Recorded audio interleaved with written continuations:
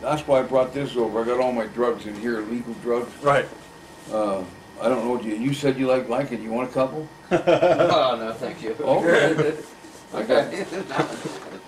I started taking them after my knee surgery with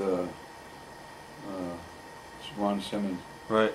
We were talking earlier about Gino Hernandez and what really happened to Gino.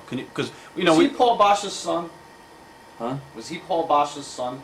I don't know. Gino Hernandez? I have no idea. A lot of people, that we've done interviews with, I would say like maybe 50, we've done hundreds of interviews, like 50 of them talk about Gino. They said he OD'd, but some people say he was murdered. What's your take on the Gino Hernandez? Murdered.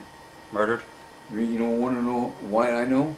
Why is that? Because the only time I was in world-class wrestling was in January and parts of February of 1985.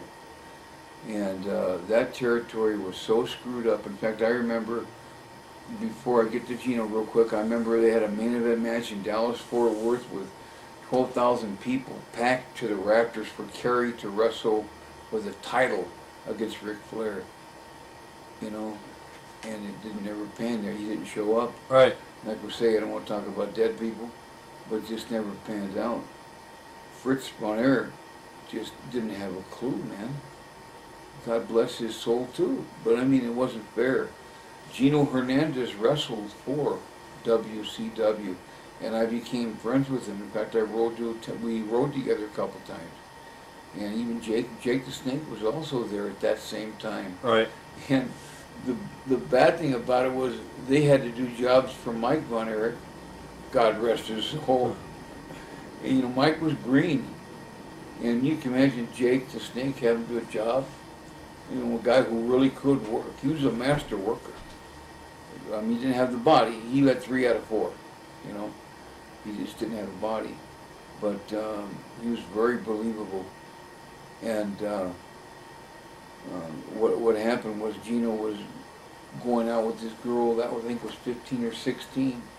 And I remember one day in Corpus Christi, we were wrestling at Corpus Christi, and Gino told me if I could come over for a second. I didn't know what was going on, but this guy talked to Gino about if you ever seen his daughter again, I'd leave her alone.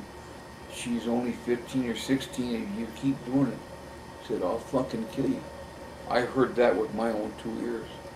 I told Gino, I said, there's not a woman alive with all the women in the world that's worth getting killed over. I said about my wife, just joking, I hated every bone in my wife's body except mine. Huh. Right.